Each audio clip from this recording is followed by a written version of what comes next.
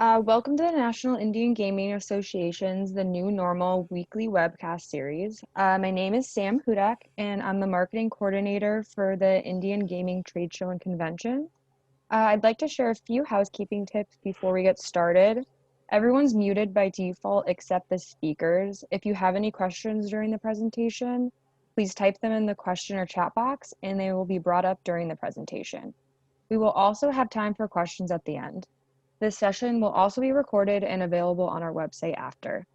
Now, without further ado, I'd like to introduce Victor Rocha, Conference Chairman of the National Indian Gaming Association. Thank you, Sam. Good afternoon, everyone. Again, my name is Victor Rocha from the National Gaming Association with my colleagues Jason Giles. Jason, good afternoon. You know what? This is our third and I believe our final installment on the KlasRobinson's Healing Tribal Economies report. As those of you who've been here before know that, you know, when this thing started, it was pretty gruesome and we had no idea. Then we were very fortunate to have Jim and Matt, you know, take the available data and look at the situation and make some projections and I think we all know how scary that was during the summer. But I think, you know, now that we are in March of 2021, you see the vaccinations being distributed. I just made an appointment yesterday for my second vaccination for next week. So, you know, that's a really positive thing. But, you know, gentlemen, welcome. How have you guys been? What do you think where we're at and this recovery?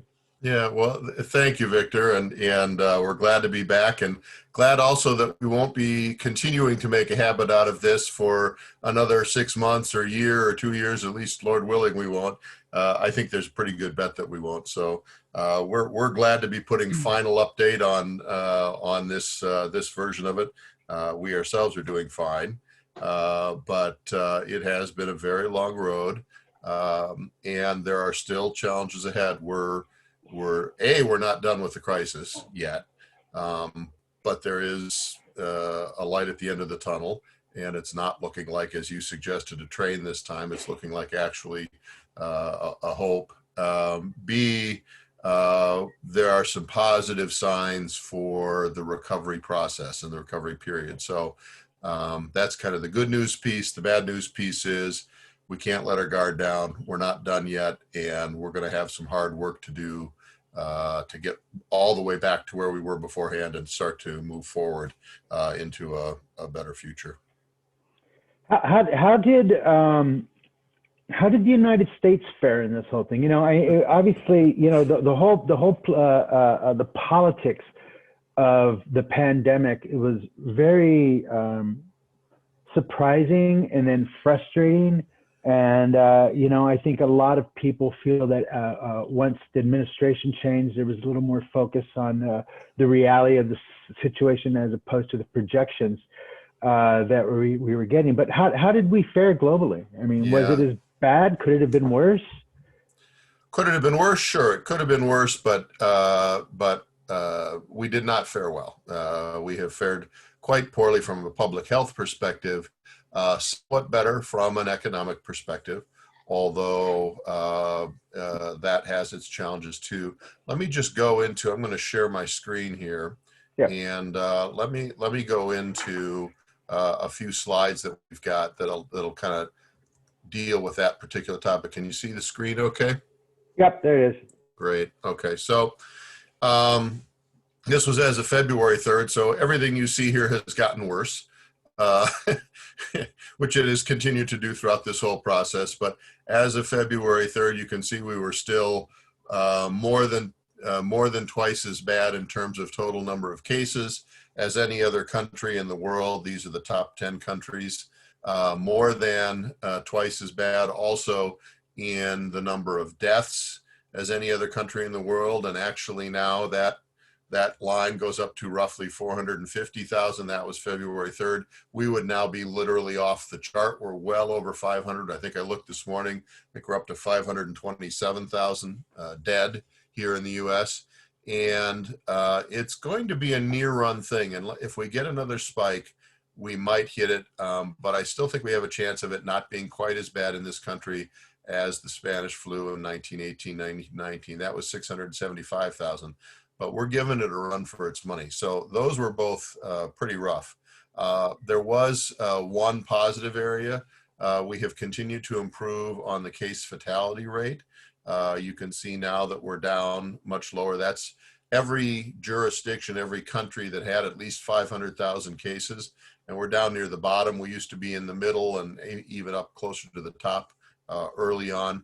But in terms of the number of deaths per 100,000 people in the country, we're fifth. So the only countries that have had more per capita deaths than we have amongst the countries with a large number of cases are Italy, the Czech Republic, the United Kingdom, and Belgium.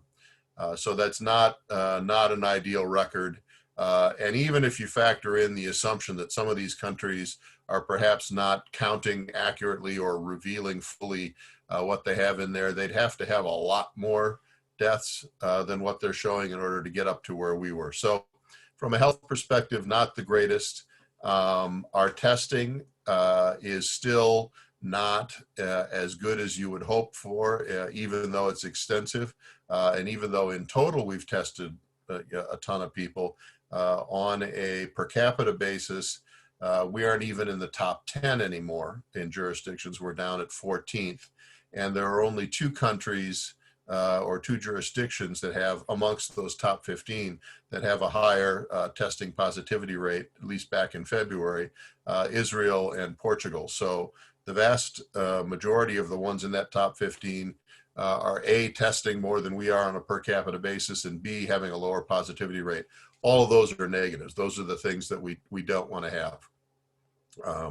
But the biggest story and the thing that we were able to track more carefully in this round was the effect on Indian country. There's some data there that's pretty chilling as well.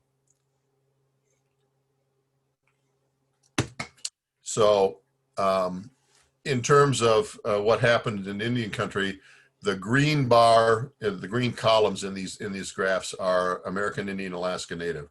And so the graph is CDC data. And according to the CDC, American Indian Alaska Natives were the most likely of all racial ethnic groups tracked to get the virus, more than Black African American, more than Hispanic Latino, obviously more than non-Hispanic white and Asian as well. We were 1.8 times as likely, or Native Americans were 1.8 times as likely as whites to get the virus. The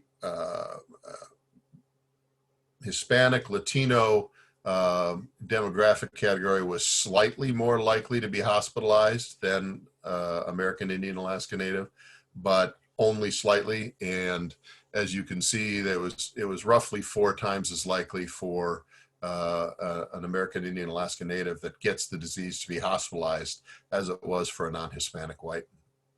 That data really is amazing when you stop and look at it and how unfair it has been in its distribution. You know what I mean? To Indian country and how it got hit and stuff. Like, I apologize for breaking, but it's just really kind of mind blowing. Especially when you bring in Mexico and stuff. And I noticed on your graph, Mexico was #1. You know what I mean? And you see all these gruesome stories and stuff like that. And, that's a lot of indigenous blood down there, Well, and the fact that we're assuming equal access. I mean, the number's probably even higher just due to access. Yeah. Or lack thereof. Yeah. And that's the text down below that graph talks about the number of cases that IHS has found. They've tested roughly 10 times that number, and they found 179,000 cases so far. That was as of February 2nd. And the positivity rate, 9.9%. that's roughly 2 points, a little more than 2 points higher than the US average. And people are looking for what the medical profession is looking for is 5% positivity rate. That's what tells you you're doing enough testing. So this says, A, it's hitting American Indian, Alaska Natives harder, and B, we're not doing enough testing in that demographic.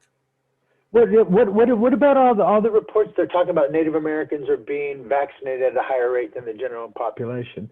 You know. Yeah, it's you got to play with the numbers a little bit to come to that. It would be in very small and isolated areas. The one good news is that in some cases across the country, the government has shipped vaccine to IHS facilities, and they have been able to disseminate that, and that's wonderful. It's unusual, I would say, for IHS facilities and for any facility catering to Native Americans to be at the front of the line or in the line at the beginning, rather than catching up on the drags. But it varies so much from state to state because it's not just the government getting the vaccines, but it's also then the policies that the states enact on who can and who can't get vaccinated, and also the delivery methods that they use, how they deliver it, what facilities they work through. So that's all over the board. But it is one piece of good news. There are places where tribes have been able to get good vaccination results and kind of keep up with the rest of the mode. But I certainly wouldn't categorize the population as a whole as being ahead of really anybody. Right. So, you know, I'll just go ahead and move on unless you want to talk about that more, but No, get back to what happened in the gaming industry in particular, since that's kind of the association that we're working with here. And this was as of December. So again, it's changed somewhat, and I think it's changed for the better, but basically as of the end of last year, there were still almost 13% of the Indian casinos in the country were still closed. Right, so they closed back in March, April, whenever they did, and they never reopened. So the good news is a lot of them did. We're up to 87% that did reopen, but quite a few of those had to reclose at some point during the process.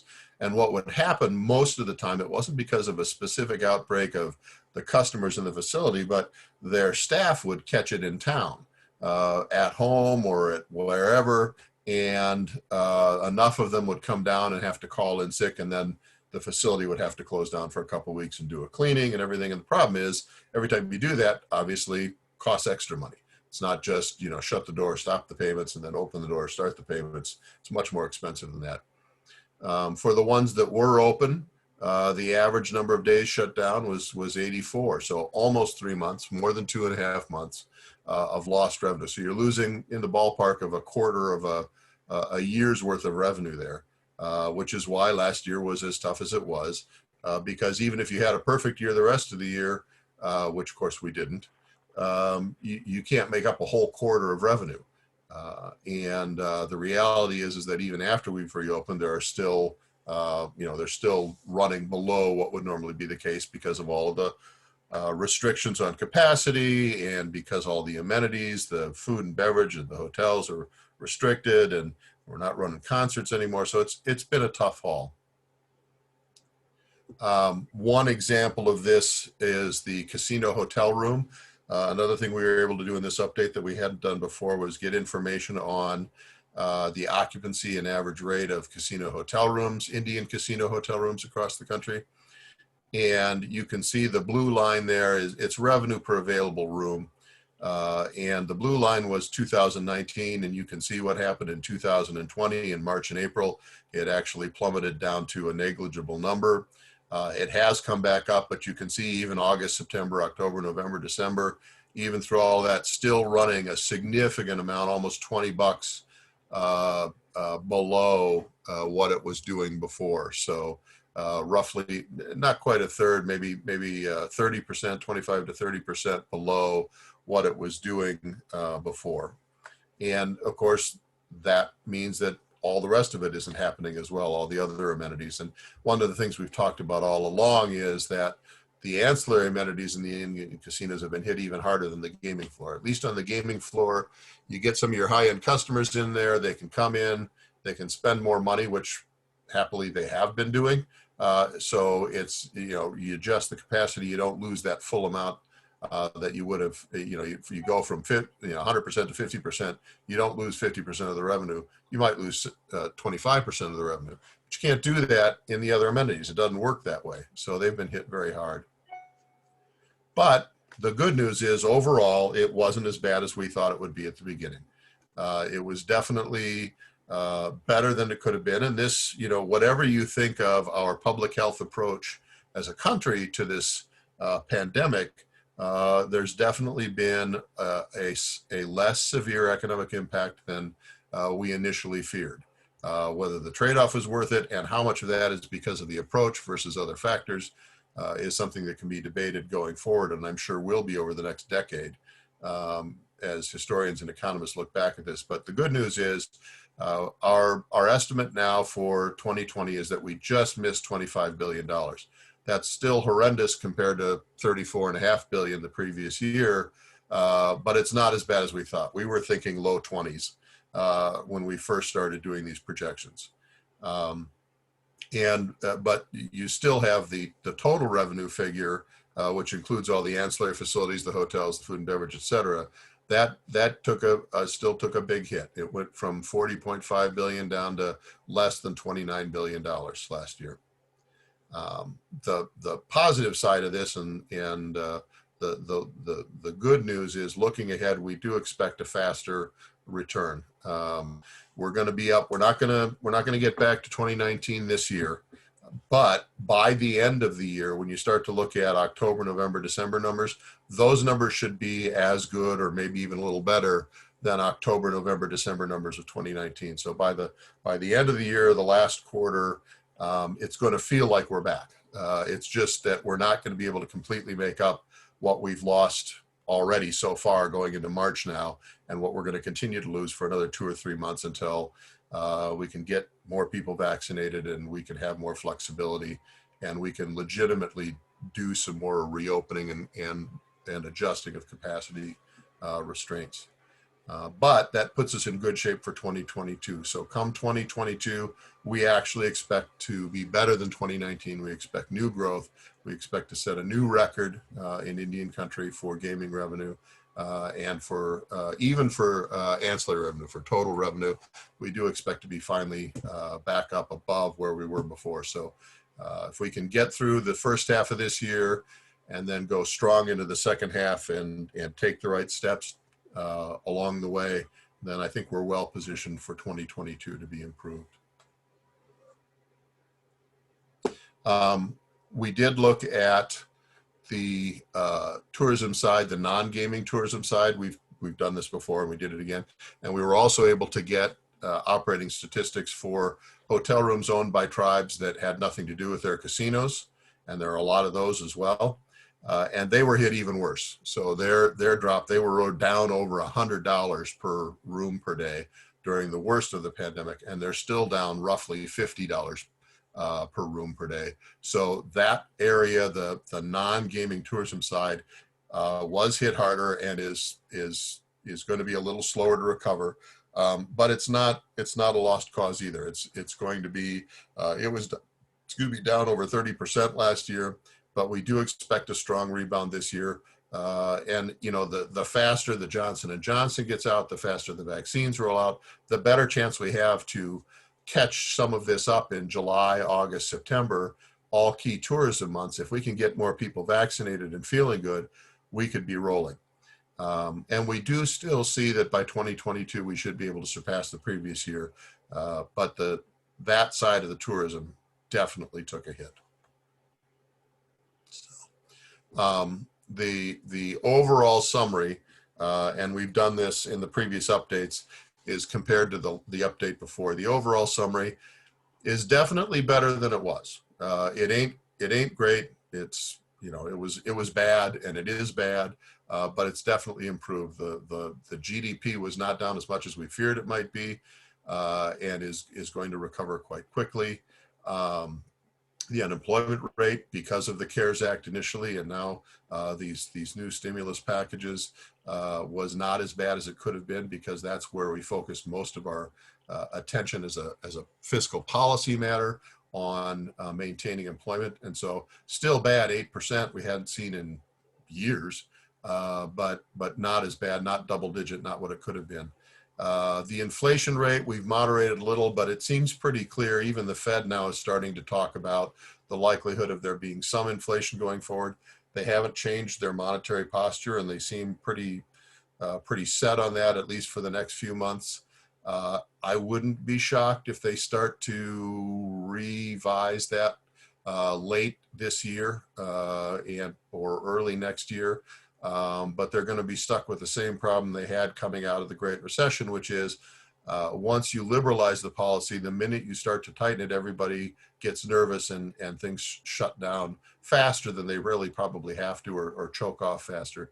So we're still expecting a bump in inflation.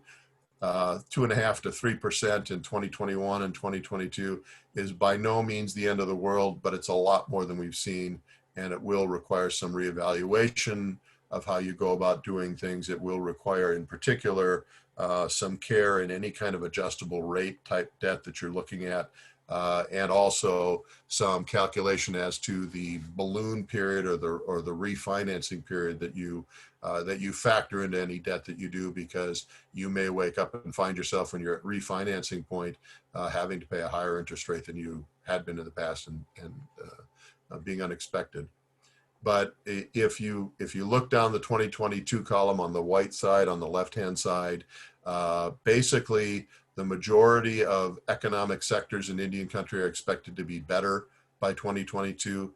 The ones that are going to lag a little bit are the mining, the construction, the manufacturing, and retail trade. But most of those should be back even faster. The one that's still somewhat of a wild card is mining, mainly because of oil prices. And even though there's been some positive indicators lately, oil prices have been going up. There's still some, part of that was due to the chaos down south because of the refineries and the cold snap that they had.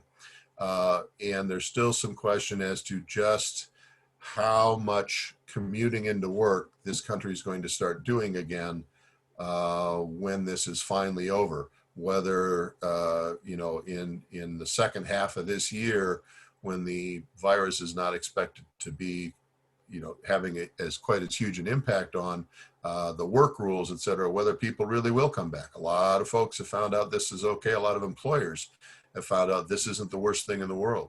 And so if you don't get that surge back in commuting, you just don't see it. I mean, the miles you put on your car, the miles I've put on my car in the past year, it's like I almost didn't have a car. I mean, I don't go anywhere.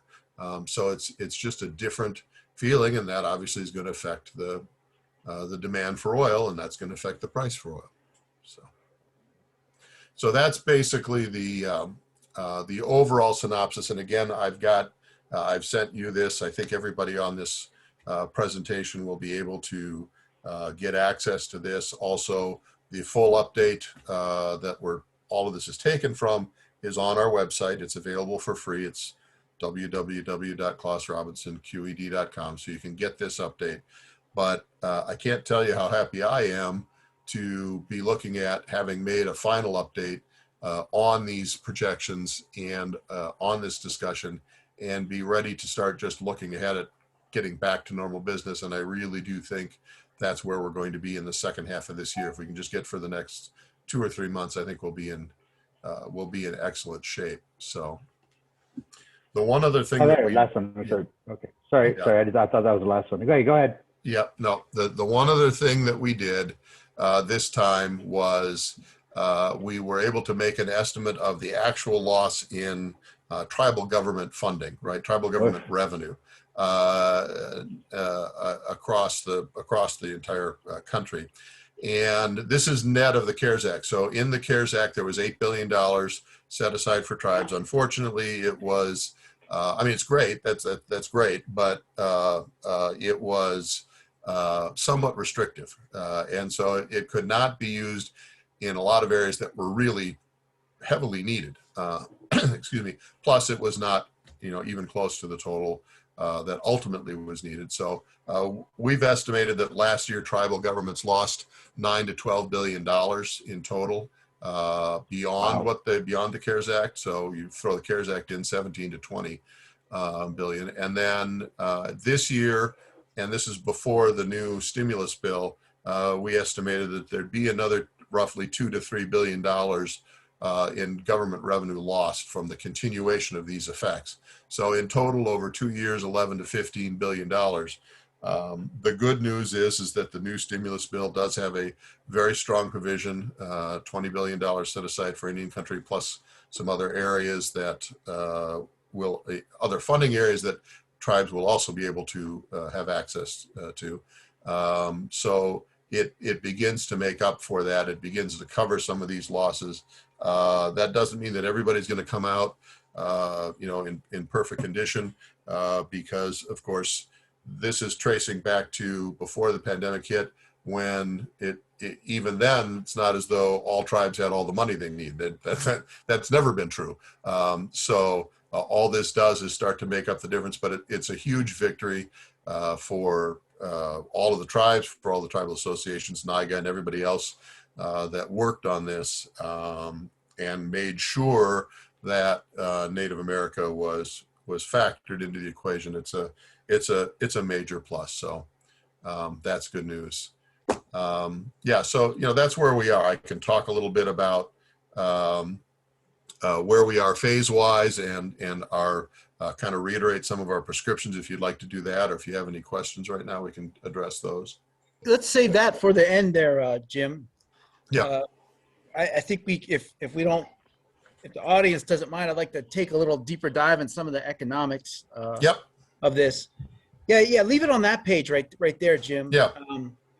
So right now, regarding U.S. inflation right now, is that core inflation? Is that what you've got right there? That's the CPIU. CPI, okay. CPIU, and that's for last year. That's the actual, those numbers for GDP, unemployment, and inflation are the year-end numbers for, annual average number, but the published numbers from the government for 2020. So you're not, I mean, we're getting close to 2.5% already. Yep. Right now, and then you've got us to 3.2.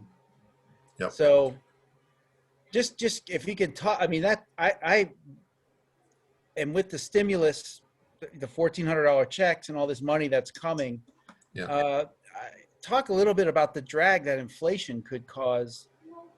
It is a risk. Third quarter. Yeah. I mean, I'm old enough to remember, double-digit inflation. So to me, 2.5%, 3% is like, yeah, who cares? But it really is significantly different than what we've had for the past decade. Because everything's priced in at basically, 0 to 1%. Yeah, that's exactly right. And the problem, I mean, if everything moved together, it wouldn't matter, right? Mm-hmm. If the prices went up and your income went up, or if your vendor prices went up but your sales went up all 2.5%, then it just doesn't matter. It's just that the dollar doesn't buy as much as it used to, that old phrase, but it never does. It's never even. So some things go up more, some things go up less, some things are slower to adjust. And so from a personal perspective, it can have an impact on disposable income. And from a business perspective, it can squeeze your margins, because just because your costs went up, just because your food costs went up, doesn't mean you can change the price on your menu. The good news is that the machines, the gaming machines, people play what they think they have, right? So you can't change the price on a gaming machine. I mean, you can adjust, the number of pay lines, and you can adjust the hold, things like that. But it's a penny machine, or it's a quarter machine, or a nickel machine, whatever it is.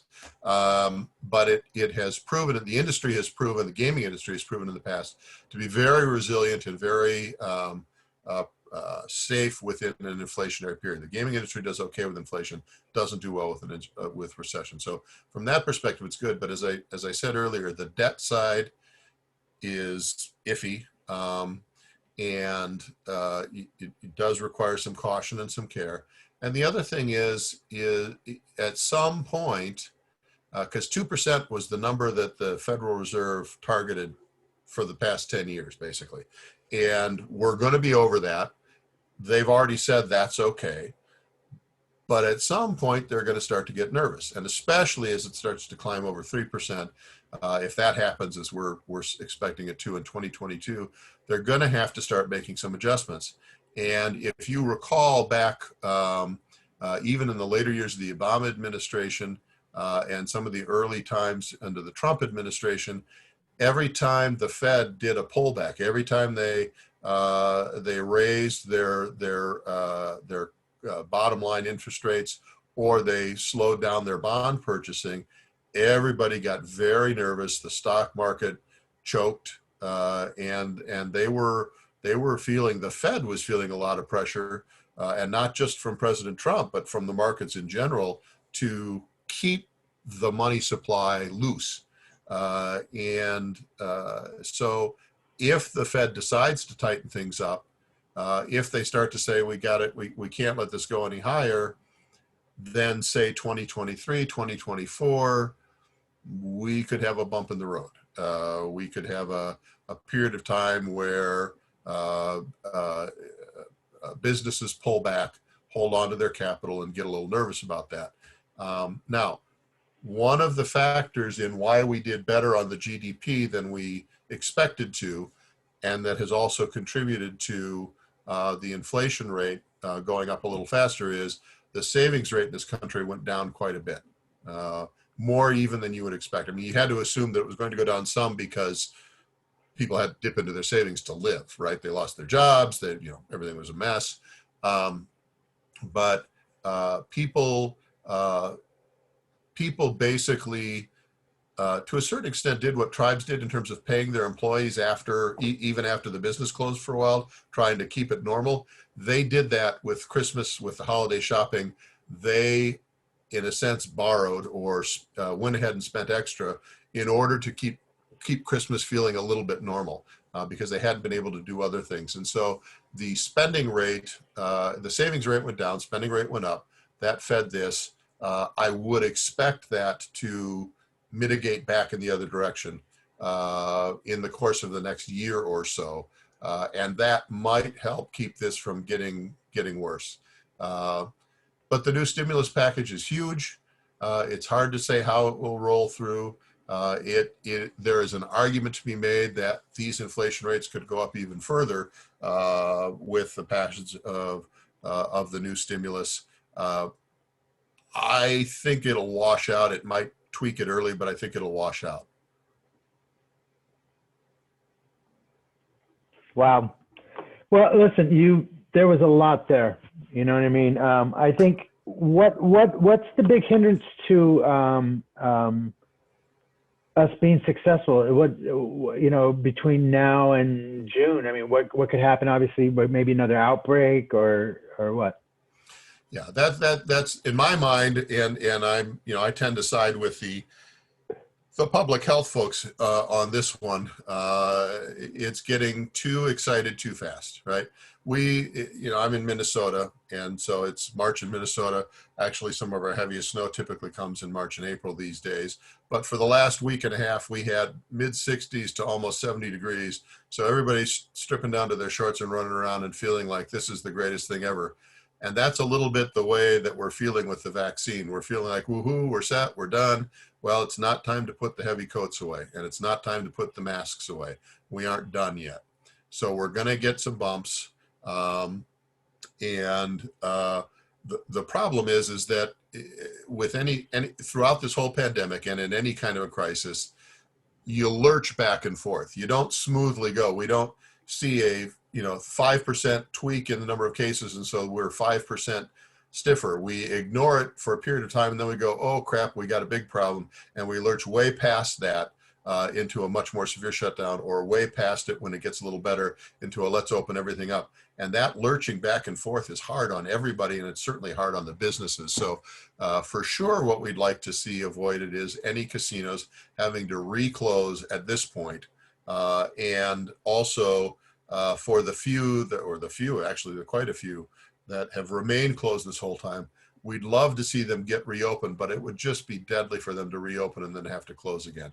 I think that would be so demoralizing and so hard on those tribes that we want to avoid that. So that's probably the biggest thing is just remaining diligent on the, in the short term, that's probably the biggest thing is remaining diligent on the same measures that have been used so far, and customer spacing, capacity limits, screens between machines, or whatever you're doing to maintain that social distancing and all the mask wearing, all the rest of that stuff.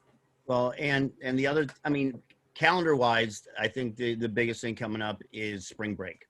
And the people that traditionally go on spring break are the younger people that tend not to be, I'm not going to say not responsible, but I mean, history just over the past year and a half is showing, you know, when younger folks get together in groups, you know, caution tends to be thrown out the window. And that, I mean, on it from a calendar standpoint, I think that's the final big calendar point between now and the summer.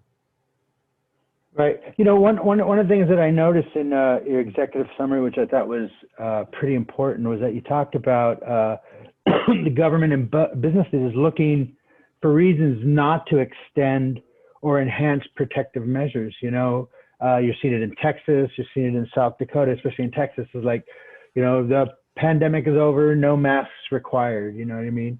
Yeah.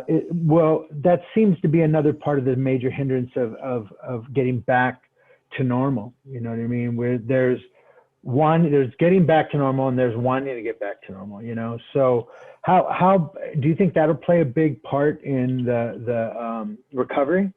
Yeah, I do. And that's, I put the slide up now, where we really are, we are not in the recovery phase yet. We're in what we call the transitional phase, and we're squarely in that, and that runs really through the first 3 quarters of this year.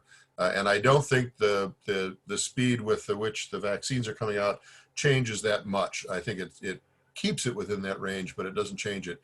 And so during this transitional phase, you know, what we're doing is we're not having to respond to every little fire and every little crisis quite as rapidly or quite as often, but we're still having to take some of the crisis steps that we used and turn them into permanent steps, things that we can work with going forward. So all of the spacing, all of the steps to manage capacity, all of the adjustments to food and beverage, now we're trying to get them into a point where it's not just catch as catch can, but it's something more planned and more stable that we can work with on a long-term basis.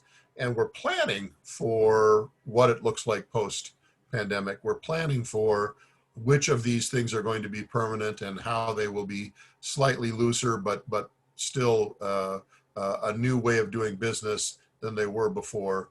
But we're not there yet. We're definitely still in that got to keep it going, got to hang in there, got to be tough stage. The good news is once you get to the 3rd quarter or so this year, certainly the second half of this year and early into next year, that's where the real recovery phase is. That's where, instead of government changing regulations from one day to the next with emergency decrees, they're passing laws, they're moving through the normal legislative process. And instead of having to try to figure out what your crisis management plan is for the next 3 months, you're starting to look again ahead 3-5 years, and what kinds of facility needs you're going to have, and what kinds of staffing needs, and what the new trends are, and what's the hot machine, and what's the new food trend. And it's back to a more normal way of doing things. We will, I do believe we will have permanent effects from this. The example that I use before is 9/11, right? Before 9/11, airport security was a very different thing. After 9/11, permanently changed. For a while, it was just chaos, right? But then we got settled into a new way of doing things. Now we're pretty set in how we do things at the airport, and we all know how it goes. and business has taken off. We fly much more, or we did before the pandemic, than we ever did before 9/11. It is more restrictive. It is more of a hassle, but we all know how to deal with it, and we factored into the equation. We can move forward. That's what I think will happen here too. Wow. Well, you know what? You know, I mean, if you really stop and think about all we've been through for the last 12 months, I mean, this time last year, you know, we knew it was coming, and yet we didn't know the severity of the impact. And I think we had a lot of hopes and aspirations. And, you know, like I said earlier before the call, you know, when my tribal casino was shut down, it was pretty gruesome, because this thing represented everything that is good that has happened to my family and my tribe in the last 25 years. That's why gaming has been so important.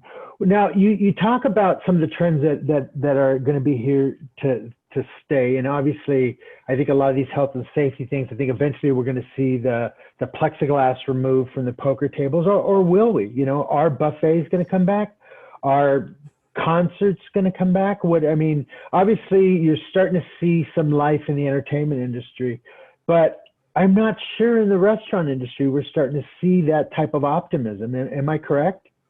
Yeah, it's still tough there, but it's moving in the right direction. The good news again is that people clearly want to keep doing this. They just desperately want to keep doing what they did in the past. They want to go out to eat. They want to go see a show. They want to do all those things. I do think, particularly, and if you listen to some of the public health experts, they're starting to talk about the coronavirus as being like the seasonal flu, where it's not just going to be gone, like we're all going to get vaccinated and then we'll never see it again. It will roll back, it will mutate. There will be perhaps even seasonal vaccines that could happen.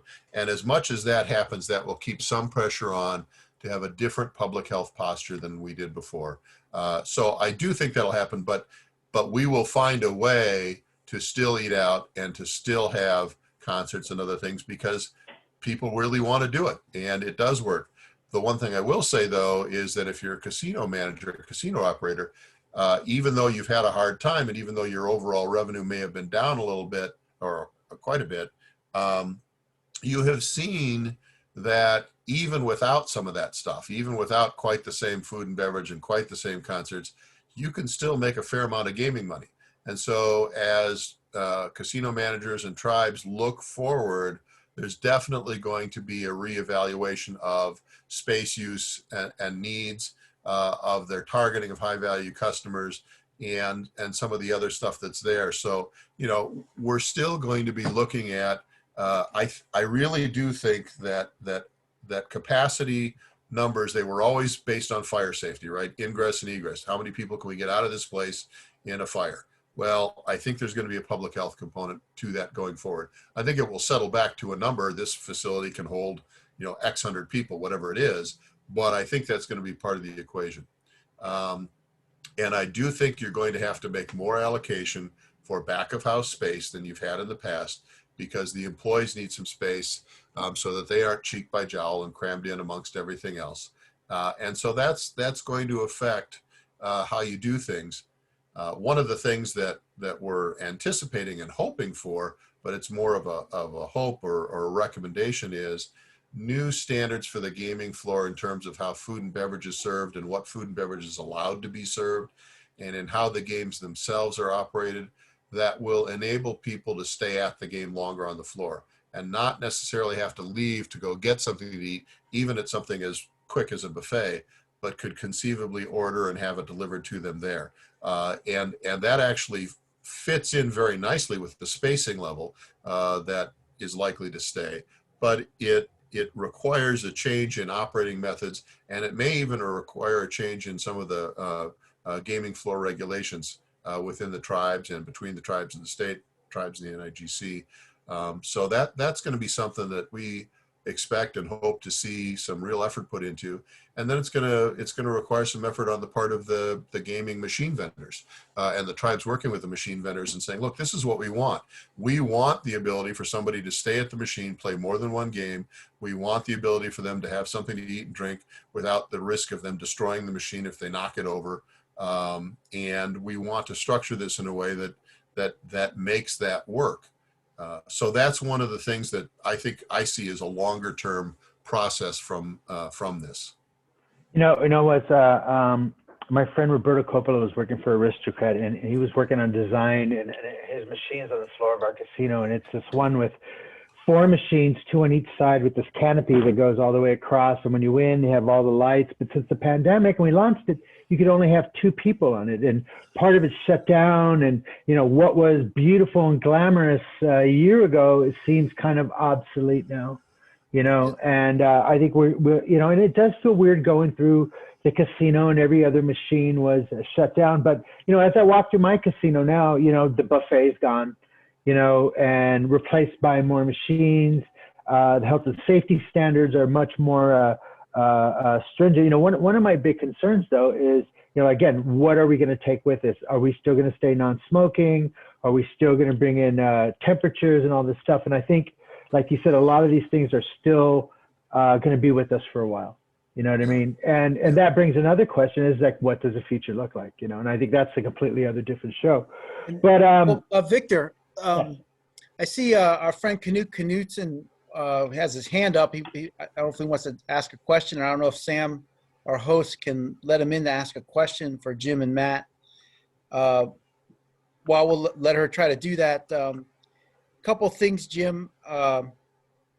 Moving forward from now, and right now, I got to say, NIGA's thinking is we're focused on from now until July, our trade show. Mm-hmm. And that's kind of right on the razor's edge, even assuming we get great vaccination. But if 1/3 of the country doesn't get this vaccine, we're in big trouble, I think. And secondly, there's a component in here that maybe we need to evaluate later down the line. And it just came to my attention today because I got a call from a gaming manufacturer.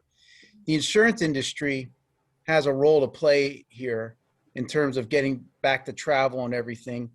They're telling us, they have big insurance costs when they ship 30 to 50 people around the country at trade shows. They're all insured in case you get sick or get hurt on the job and all that. Well, now there's got to be COVID protections with regards to their workers that travel. And some of the insurance companies are just not going to insure them against COVID. And so now they're saying, we're not sure we want to be sending 50 employees to a 10,000 person show in 2021, where it just might not be safe, or all our workers get sick, even if they've got the vaccine.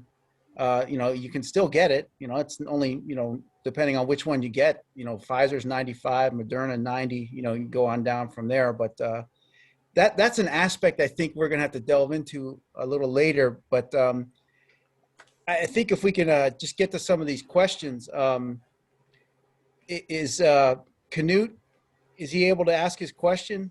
Yeah, Knut, you can type it in there. I think he wants to be seen. Just kidding. Yeah, he's such a publicity hound. Well, he's got a new haircut that he's really proud of. Really? Oh, I'd like to see that myself. And I'm sorry, my power went out and now I can't get my camera back up. I'm sorry. It's because that's what I get for wearing this stupid Texas hat, trying to mock them. That's what people tune in for anyway, is just to see you. So I don't know. Here's a Q&A. I thought we had to get Jim a hat. So. Oh, Knut just typed in and said you answered his question on the probability of the show. That's the thing he was concerned about, the probability of the show. Yeah, I do think I have to say that I would be thrilled if we have normal-ish numbers for NIGA and Res in July. But I will not at all be surprised if they are not normal-ish numbers. And honestly, I don't know that you could make an accurate prediction today. I think you're going to have to look at it late May, early June before you're going to have a real good feel just who might show and who might not show. That's just, we're all crossing our fingers and holding our breath. I firmly believe that it is safe to do the show in July. I think by that time it will be a reasonable trade-off between safety and need. But that doesn't mean that everybody's going to see it that way and be comfortable doing it. So, that's stay tuned is all I can say for that one. Right. One of the things that I've got some stuff in here about high value customers in food and beverage, and I'm not going to go into that. You can look at it in the report, whatever. But one of the things that I want to continue to stress and also commend you all on is the thing that we've been saying from the beginning is that to come out of this, and not just for gaming, but across Indian country, all economic sectors, is more coordination between the various associations that represent tribal interests. Okay, so NIGA, NCAI, RES, NAFO, all those guys, Chamber of Commerce, more communication and coordination between them, and I'm really very pleased. It's an odd experience. It's going to be interesting to see how this whole RES NIGA, in the same city at the same time thing goes. But I'm pleased that it'll be there because there are people that go to each show that never go to the other one. And so here's an opportunity for people to communicate with each other and talk to each other that don't normally do that. And that, I think, is one of the key issues, because there are opportunities here going forward when you start to think about the desire to improve our infrastructure, when you start to think about the desire to repatriate business from overseas back to the US. I think Indian country is very well positioned to say, hey, do it here. This is a way we can do that. We can work with you. We can work with you on taxes. We can work with you on financing. We can work with you in a variety of ways. But the only way that'll be effective is if the tribes themselves and the associations that represent them are communicating with each other and developing some degree of common messaging, some degree of the same way of saying the same things, tweaked to represent their particular needs and areas, but the same language. And the word that the word that has reverberated throughout Indian country and is now even outside of Indian country pretty well understood, not as well as we would hope, but at least something people have heard before, is the word sovereignty. Everybody has heard sovereignty, and we need more words like that. We need more words like native manufacturing, or American manufacturing, or Native American made, or repatriated, or I don't know the words. That's not my area, but developing that language and getting into the lexicon. So every time a congressman hears from any of these associations, they hear some of the same language that supports the same idea, which is let's boost the economy in Indian country. It's good for rural America. It's good for tribes. It's good for America as a whole. And so that's something that I want to encourage, and I want to commend NIGA and RES for taking that step to go ahead and run at the same time in the same place, because I think it's an opportunity. And I hope all of us, all of the individual tribes and the two associations, will use this opportunity to try to have some coffee, have a lunch, or chat on the floors, or wherever it is, to talk about how we can keep doing this kind of thing. Well, and that was our intent all along, is to create an opportunity for business and commerce that we hadn't done before. This was such a unique occurrence that we just felt that it needed a unique response. And so, and when we reached out to RES, they were right from the get-go. They were very happy about it and excited to do so. That was our intent all along, is to make sure that we create these new business opportunities for Indian country and the rest of the industry. So, and then, to share our resources and to share our opportunities, so I think it's going to be really great. I think everyone, my big concern obviously is, enough people are vaccinated by then. We're floating the idea of making it vaccinations mandatory. I think something like that would be very helpful in making people feel safer and wanting to leave their homes and come to do business. So we're going to do everything we can possible to make sure that we create a safe and a safe place to do business. So basically, yeah. And just for our audience, Victor and Jim and Matt, I hate to say it, I'm seeing the trend. A lot of the big shows this year, your Comic-Cons, some of those big shows. I don't know what happened to the Builder show, Victor. I think they're going to move forward with that, but that's mostly outside, I guess, was their excuse there. All the equipment and stuff is outside the Las Vegas Convention Center. Right. A lot of the big shows are already canceling for this year. Yeah. And I don't know what that means for us. We're not 50,000 people. We're not 30,000, but there's not much difference between, in a pandemic, gathering 10,000 and 30,000. The risk will be there. And with regards to the vaccination, that's something we started looking at, because it looks like the Biden administration is still undecided on whether they're going to do a vaccine passport for domestic air travel. And I think they're just maybe waiting to see what happens with these variants. And unfortunately, we're going to have to wait and see if Texas, Iowa, Mississippi, if they're not going to screw this whole thing up. I don't understand the extent of them saying we're open. I mean, does that mean there's going to be 20,000 fans at the Dallas Mavericks game tomorrow night? Or, are there going to be, sporting events where they're congregating? I don't know what all this means in the months coming ahead. So I know a lot of folks tuned in today to hear some of this, but our message is unfortunately the same, huh, Victor? And Victor's headed up to Las Vegas today for us to scout it out. Yeah. So, we're just going to hope that everyone gets the vaccinations and we keep getting a good percentage of this country vaccinated. So, Well, again, we're not done yet. We Right. just aren't. But we can see the end from here. What we don't want to do is, collapse. We don't want to get stopped at the 10-yard line. We want to get all the way in. So we're going to have to keep pushing to do that. Yeah, well, and Jason, to your point, this whole thing has always been a crapshoot. You know what I mean? Like we said last time when we spoke with Brian and Ed, that at one point we were talking about combining forces with G2E, and then that didn't happen, and then we were even looking in December. So, when we rolled the dice for July, hoping that a couple of things will break our way, and right now, we're optimistic, but when the reality of the situation is always going to change our plans. So, I think we have to do everything possible to create a safe environment. But, if the world is in the same place it is today, it's going to be hard to get people, to leave their homes. And as soon as you start talking about a travel passport, I've already seen it. The airline industries freak out. You know what I mean? That's the last thing those guys want, but then they want to fit, a couple hundred people in a tube.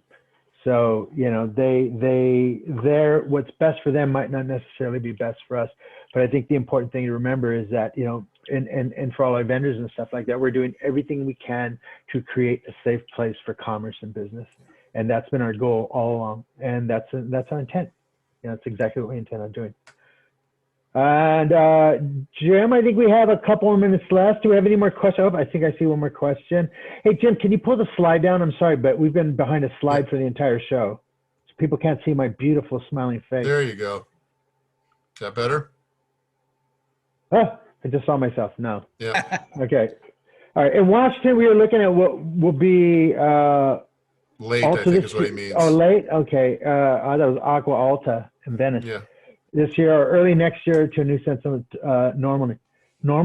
So basically, maybe in July we'll have a better idea of what December will look like, Yeah, no, I agree. I think that is right. I think that's on track. I think the next sort of checkpoint for this will be maybe the end of April or the first half of May. Somewhere in there, I think we will be able to talk more intelligently about the point where we really have reached a sort of critical mass of vaccination. And that doesn't mean every last soul is vaccinated, but enough of them that we can see how much longer it's going to take. And barring production breakdowns or some new surge that rears its ugly head, I think there's a good chance that we'll have a sense for that by end of April, beginning of May, and we'll be able to say with more certainty, yep, really July, I think we're going to be all right. Or no, damn, we're still not quite there. I'm betting on that we're going to be all right. I'm hopeful for that, and I think I have reason for being that way. But this thing has bit us before and surprised us before. So I wouldn't want to make any guarantees. Well, I think I said before we went online, I just made my appointment yesterday for my second vaccination for Pfizer in our household, my wife also. So, that makes me a little optimistic, and I hope everybody's having as good luck as I am, although when I talk to my friends and they're having to deal with, these mass vaccination sites like this, I count my blessings that I'm Native American. I've been dealing with Indian health and my tribe. And by the way, they have been amazing. You know, the follow up, the follow through. And so, you know, maybe my optimism is a little misplaced because I have a unique situation, but I hope everyone is having the same experiences that I'm having in getting the vaccination and stuff like. So that gives me a reason to be optimistic, you know, but I think we still have a long way to go. I think the big thing here is you know, our show in July with Rez and Niga. You know, like I said, I'm leaving after this. I'm driving to Las Vegas to go look at the venue, to go see what we're going to be able to do. It's one of the largest freestanding sites in Las Vegas, 300,000 square feet with no columns.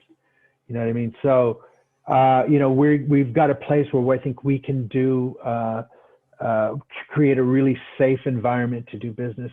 But again, there's a lot of unknowns between now and then, and I think we're doing the best job as we can to mitigate that. So, Jason, brother, where are we at? Oh yeah. Also, we have a question here about, and then, oh, you know, the other big deal was Owega, and they moved back into August. And again, I'd like to remind everybody just what a important show that is, and an important market. And if you're in tribal gaming, you know, you definitely want to be going to Owega. You know, I thought the back-to-back was created a nice dynamic, but I definitely understand why they would move it, and they feel that it gives them a little more time to get people vaccinated. So they're looking at the same thing we're looking at too, you know? Yep. So Jason, you got any final questions? No, I appreciate everyone joining on today, and you know, you're going out there and scouting the location. Sorry, I can't join you. I just got my second shot Monday, so I've got to wait 7 to 10 days till I'm fully vaccinated. Otherwise, I'd be out there with you. But we're gonna, the information will start coming fast and furious starting next week for our vendors and interested parties in the trade show. And again, we can't stress enough, we're going to do this safely. We're going to do it within the confines of what Nevada and Clark County are going to allow us to do. And Rez has a backup plan where, you know, if they're at 50% or 75% capacity limits, Rez is determined to move forward. And just remember, NIGA, we're in a different boat here because we have this massive trade show floor, and any kind of restriction on that is really going to handicap our show. And so we don't really have a plan B right now because we want all our vendors to come, and we want all our attendees to be made whole. Everyone who paid for last year, we're trying to pull off a big show for them, and we're going to do our best on it. That's all I can say right now. So thank you again for tuning in today. And thank you, Jim and Matt. This is great. You know, this is the third time you guys have done it.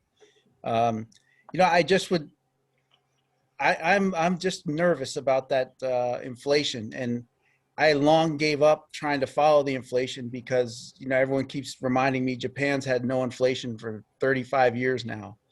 And I don't know if they're better or worse for it, but that's where they've been. And if we get runaway inflation, you know, I'm with you, Jim. I'm just barely old enough. I remember when my parents got a mortgage in like 1978 for like 11%, and they were thrilled because my dad was able to get it through the federal government, and an 11% mortgage, and they were happy. So, you know, it can happen again. So, yeah. So again, Matt and Jim, thank you very much. I'd like to thank all of our viewers. We really appreciate it. Like I said, I'm taking off to Las Vegas right now to go look at the venue. We'll be back next week. We have some really good shows coming up. So again, thank you, everyone. Thanks, Matt and Jim. Thank you, Sam. Thank you, Jason. All right, everyone. Thank Talk you. to you next week. Thank you. Thank you, guys. Thank you. All right.